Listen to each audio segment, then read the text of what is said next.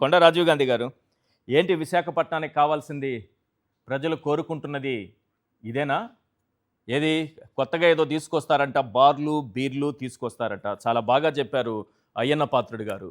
Beer కావాలంట, wine కావాలంట, enjoyment కావాలంట, ఎందుకు వస్తారు బీచ్లకి అని అంటున్నారు.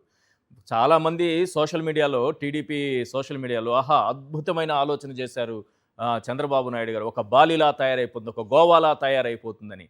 గోవా బాలీకున్నది ఇక్కడ ఎందుకు లేదు అనేది కనీస పరిజ్ఞానం చదువుకున్నోడు ఉన్నాడా ఈ రాష్ట్రంలో అనిపిస్తుంది. ఇట్లాంటివి ఇక్కడ ఎందుకు పెట్టరు? 950 కిలోమీటర్ల పొడవున పెట్టుకోవచ్చు కదా, అప్పుడు ఎందుకు పెట్టరు? 950 కిలోమీటర్ల పరిధి మొత్తం బీచ్ ఎందుకు కాదు? కనీస పరిజ్ఞానం లేని వాళ్ళని ఈ రకంగా ముంచేయడానికి చూస్తూ ఉంటే నిజమైన విజన్ ఏది? జగన్మోహన్ రెడ్డి గారిదా, చంద్రబాబు నాయుడు గారిదా? ఈశ్వర్ గారు, మీకు సోదరులు ప్రదీప్ గారికి, సాక్షి టీవీ న్యూస్ ఛానల్ వీక్షకులందరికీ కూడా నా హృదయపూర్వక నమస్కారాలు. Good evening one and all. Sir, నాది ప్రాపర్ బై బర్త్ కానీ సిన్స్ జనరేషన్స్ కానీ పక్కా లోకల్ విశాఖపట్నం వాళ్ళం మేము. మా వైజాగ్ అనగానే అందరికీ కూడా, అంటే ప్రపంచవ్యాప్తంగా కూడా వైజాగ్కి ఒక ట్యాగ్ లైన్ ఉంది, సిటీ ఆఫ్ డెస్టినీ అని. విశాఖపట్నం అంటే ప్రశాంతతకి మారుపేరు. విశాఖపట్నం అంటే ఏదైతే ప్రకృతి సౌందర్యానికి విశాఖపట్నం మారుపేరు. అటువంటి విశాఖపట్నాన్ని బీరు బారు పథకం కింద మార్చేయాలని చెప్పి ఏదైతే దుర్మార్గమైనటువంటి ఆలోచన అయ్యన్న పాత్రుడు గారు చేస్తా ఉన్నారో అది చాలా తప్పండి. ఎందుకంటే అతను కూడా ఉత్తరాంధ్ర వాసే, ఉత్తరాంధ్ర పౌరుడిగా ఉంటూ విశాఖపట్నం ఒక తులసివనంలో ఉంటే మా తులసివనంలో మొలిసిన గంజాయి మొక్కలాగా అయ్యన్న పాత్రుడు గారు ఆ రకమైనటువంటి మాటలు విశాఖపట్నాన్ని ఉద్దేశించి మాట్లాడడం అంటే అత్యంత దుర్మార్గం సార్.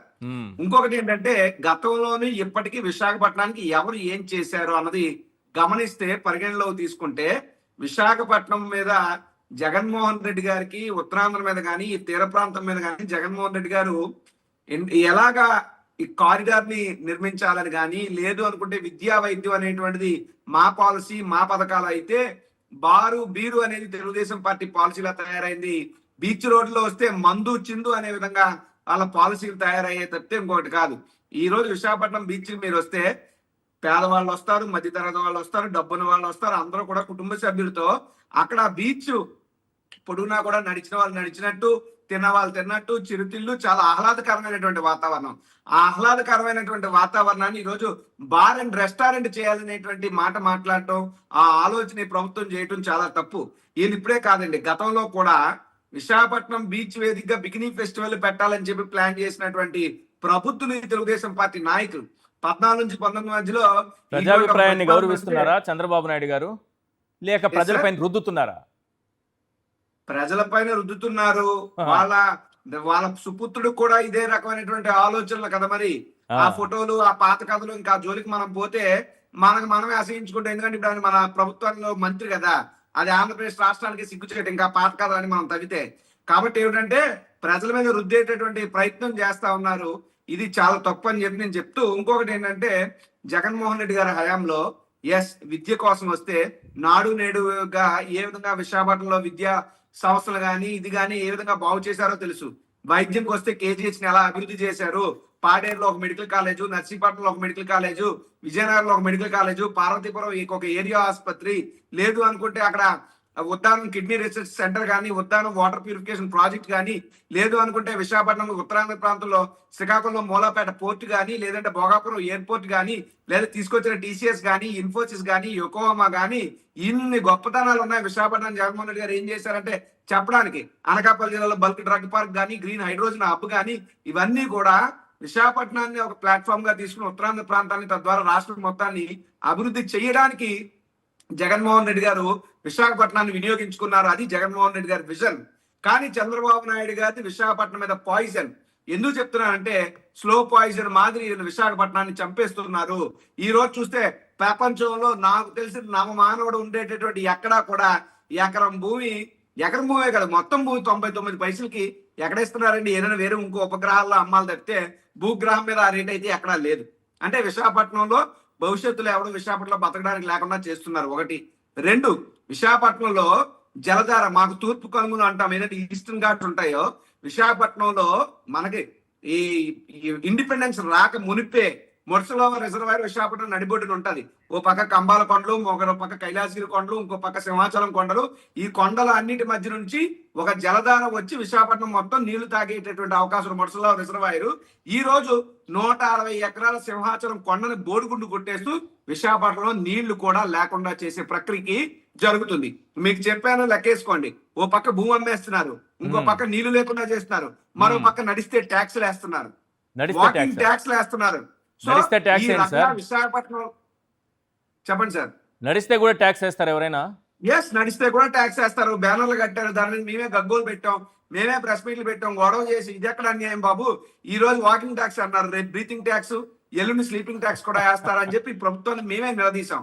అంటే విశాఖపట్నంలో ఎవడో బతకడం అనేటువంటి చంద్రబాబు నాయుడుకి ఇష్టం లేదు. విశాఖపట్నం అనేటువంటి ఆంధ్ర రాష్ట్ర మ్యాప్ లో ఉండడానికి వీళ్ళకి ఇష్టం లేదు. ఇది వాస్తవం. విశాఖపట్నాన్ని ఒక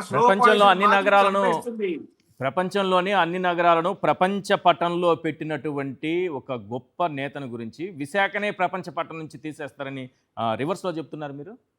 ఇది వాస్తవం కదా. ఇప్పుడు నేను చెప్పినటువంటి 3 మాటలు కాదని చెప్పండి. ఇప్పుడు నేను చెప్పాను, మనిషి బతకడానికి ఏం కావాలా? భూమి కావాలా, నీరు కావాలా, లేదా నడవడానికి ఆరోగ్యం కావాలా? నడిస్తే ఇబ్బందులు, నీళ్లు లేక ఇబ్బందులు, భూమి తీసేసుకునే ఇబ్బందులు. ఇంకా విశాఖపట్నం అంటే మనం బతకలేమురా బాబోయ్, పారిపోదాం పదా అనేటువంటి పరిస్థితులు విశాఖపట్నం క్రియేట్ చేస్తున్నారు ఒక పక్క. ఇంకో పక్క మళ్ళీ చూస్తే జగన్మోహన్ రెడ్డి గారు రుషికొండ దగ్గర ప్రభుత్వ భవనాలు నిర్మించారు, అత్యంత అద్భుతంగా నిర్మించారు. నోవోటల్ని తలదన్నే భవనాలు నిర్మించాడు. ఇన్ఫాక్ట్ ఆంధ్రప్రదేశ్ వైట్ హౌస్ గా కూడా వాటిని చెప్పుకోవచ్చు. ఈ రోజు చంద్రబాబు నాయుడు గారు వచ్చారు, work shop on sea foods అని. కేంద్ర మంత్రులు పీయూష్ గోయల్ గారు, పాస్వాన్ గారు, రామ్మోహన్ నాయుడు గారు, ముఖ్యమంత్రి చంద్రబాబు నాయుడు గారు అందరూ పొలోమని విశాఖపట్నం తరలొచ్చారు. బాగుంది. మరి మీటింగ్ ఎక్కడ పెట్టారు? నోవోటల్లో. ఎందుకు? మీకు హైఫై కావాలి. నోవోటల్కి 100 కోట్ల బిల్లులు చెల్లించడానికి ఈ ప్రభుత్వం దగ్గర ఖజానా డబ్బులు ఉంటాయి. కానీ ఓ 350 కోట్లు పెట్టి శాశ్వత భవనాలు నిర్మిస్తే మాత్రం దాని మీద పడేడుస్తారు. సో విశాఖపట్నాన్ని వీళ్ళ దోపిడీకి వాడుకుంటున్నారు అని చెప్పడం నా ఉద్దేశం. విశాఖపట్నాన్ని బ్రాండ్ ఇమేజ్ ని దెబ్బతీస్తున్నారు, విశాఖపట్నం భవిష్యత్తును నాశనం చేస్తున్నారు. యోగాంధ్ర పేరు చెప్పి 350 కోట్లు స్వాహ, నోవోటల్కు 100 కోట్ల బిల్లులు స్వాహ. ఇంకా చెబితే సిగ్గుచేటు సార్. మరుగుదొడ్లు, మొబైల్ టాయిలెట్స్ అంటారు, మొబైల్ మరుగుదొడ్లు. ఇండియా మార్ట్ లో మీరు సెర్చ్ చేసి చూస్తే ఒక మొబైల్ టాయిలెట్ ఖరీదు మహా అయితే 16,000 18,000 ఉంటది. కానీ ఇలా పర్ డే ఒక మొబైల్ టాయిలెట్ కి పే చేసిన రెంట్ విశాఖపట్నం ప్రోగ్రామ్ లో 16,000 రూపాయలు పర్ డే రెంట్. అవినీతి కంపు కదా. ఇది వాస్తవం సార్. I'm on record. నేను చెప్పాను కదండి, మేము విశాఖపట్నం పుట్టి పెరిగిన వాళ్ళు. విశాఖపట్నం ఏం జరుగుతుందో ఆ మాత్రం మాకు తెలుస్తుంది కదా. జీవీఎంసీ నిధుల నుండి మళ్లించారు ఈ డబ్బుల్ని. జీవీఎంసీలో స్టాండింగ్ కౌన్సిల్ రెజల్యూషన్ చేసి మళ్లించారు. ఇంకా పోతే ఆంధ్ర విశ్వవిద్యాలయం సార్, విశ్వవిద్యాలయానికి ఏప్రిల్ 26వ తారీఖున గౌరవ ముఖ్యమంత్రి చంద్రబాబు నాయుడు గారు వచ్చి ఆంధ్ర విశ్వవిద్యాలయానికి 500 కోట్ల రూపాయలు ప్రకటించాడు ఆయన. ఈ రోజు తారీఖు ఎంత అంటే నాకు తెలిసి జూన్ 5.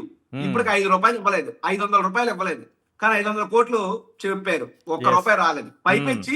పైపెచ్చి ఆంధ్ర యూనివర్సిటీ 100 ఏళ్ల శతాబ్ది ఉత్సవాలకు 1 రూపాయి ప్రభుత్వ ఖజానా నుంచి రాకపోగా ఆంధ్ర యూనివర్సిటీ ఖజానా నుంచి 64 కోట్ల రూపాయలు ఖర్చు చేయించి మరో 300 కోట్ల రూపాయలు ఆంధ్ర యూనివర్సిటీ నిధుల్ని ప్రభుత్వ ఖజానాకి మళ్లించింది ప్రభుత్వం. అంటే ఆంధ్ర విశ్వవిద్యాలయాన్ని కూడా నాశనం చేస్తున్నారు. విశ్వవిద్యాలయం డిస్పెన్సరీలో ఆక్సిజన్ లేక విద్యార్థులు చచ్చిపోయారు, కేజీహెచ్ లో కరెంటు లేక రోగులు చచ్చిపోయారు. ఇదంతా వాస్తవం సార్. అంటే విశాఖపట్నాన్ని ఒక పీడలాగా చీడలాగా దాపరించింది ఈ కూటమి ప్రభుత్వం అని చెప్పడానికి నేను చెప్పినవన్నిటి కూడా ఆధారాలతో కూడినటువంటి ఉదాహరణలు. రైట్, మాట్లాడదాము. ఇంకో పాయింట్ కూడా ఉంది. ఈ ఏయు బ్రాండ్ ఏమన్నా దెబ్బతీస్తున్నారా గీతం కోసం అన్నది? ఎందుకంటే విశాఖపట్నం అది కూడా, ఆ పాయింట్ కూడా మాట్లాడదాం, వస్తాను మీ దగ్గరికి. సార్ మీకు ఒక పాయింట్ చెప్తాను సార్ ఈశ్వర్ గారు, దాని మీదే ఒక పాయింట్ మీ ద్వారానే. ఏయుని బ్రాండ్ ని ఇప్పుడు దెబ్బతీయడం కాదు వాళ్ళ గీతం యూనివర్సిటీ కోసం. గీతం పుట్టిన తొలి రోజుల నుండే ఆంధ్ర యూనివర్సిటీ బ్రాండ్ ని క్రమేపీ వీళ్ళ దెబ్బతీస్తూ వస్తున్నారు. దానికి గతంలో సరే చనిపోయిన వాళ్ళ గురించి మాట్లాడడం నా ఉద్దేశం కాదు, కానీ ఆ గీతంకి ఫౌండర్ అయినటువంటి గీతం ఎంవివిఎస్ మూర్తి గారు ఎవరైతే ఉన్నారో, దీదన్ ఎమ్మెల్సీ, అప్పట్లో ఎమ్మెల్సీగా ఉంటూ 14 నుంచి 19 మధ్యలో ఆంధ్ర విశ్వవిద్యాలయాన్ని ఒక బూత్ బంగళాతో పోల్చాడు సార్ ఆయన, మహానుభావుడు, వెరీ గ్రేట్ పర్సనాలిటీ. తర్వాత ఆయన మనవడు ఇప్పుడు ఎవరైతే వైజాగ్ ఎంపీగా ఉన్నాడో భరత్ గారు, ఆయన మరి తాతను మించిన తనయుడయ్యాడు. ఎలాగయ్యాడు? ఆంధ్ర విశ్వవిద్యాలయంలో ఎందుకు పనికిరాని వాళ్ళే చదువుకుంటారని, నిరుపేదలు వెళ్తారని గీతంకి రావాలంటే బాగా డబ్బున్న వాళ్ళు మాత్రమే, top creamy financial Yes. Layer ఉన్న వాళ్ళు మాత్రమే వచ్చి చదువుతారని ఈ Hmm. మాటలన్నీ చెప్పారు. అంటే ఎప్పటికప్పుడు ఆంధ్ర విశ్వవిద్యాలయాల యొక్క ఖ్యాతిని దెబ్బతీస్తూనే వస్తున్నారు. గీతం Right. ఖ్యాతిని పెంచుకోవాలంటే ఆంధ్ర విశ్వవిద్యాలయాన్ని చంపేస్తే తప్ప గీతం బతకదు. కొన్ని కాబట్టి ఆ కోర్సులు కూడా ఏవో ప్రక్రియ తీసేశారు క్రమేపీ అంటున్నారు, slow poison గా డిస్టెన్స్ జరుగుతుంది. ఎడ్యుకేషన్ కి సంబంధించా ఏంటిది? కోర్సులు కూడా కొన్ని తీసేశారు, కేవలం గీతంలో మాత్రమే పెట్టారని అంటున్నారు.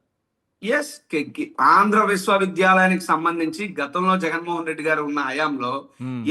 ఎన్ని స్టార్ట్అప్లు వచ్చినాయో లెక్కేయమని అడుగుతున్నా. Yes. నా మాట నమ్మక్కర్లే. RTI Hmm. పెట్టి ఎవరైనా ఆర్టీఐ యాక్టివిస్ట్ తీయమనండి. ఈ రోజు Right. ఆ స్టార్ట్అప్లు ఎందుకు లేవో అడగండి. అక్కడ ఉన్నటువంటి స్టార్ట్అప్ల తాలూకా సీఈఓ ఏ కంపెనీకి మారిపోయాడో తీయమని చెప్పండి. Right. మొత్తం ఆంధ్ర విశ్వవిద్యాలయాన్ని భ్రష్టు పట్టించింది ఈ యొక్క కూటమి ప్రభుత్వం వచ్చి.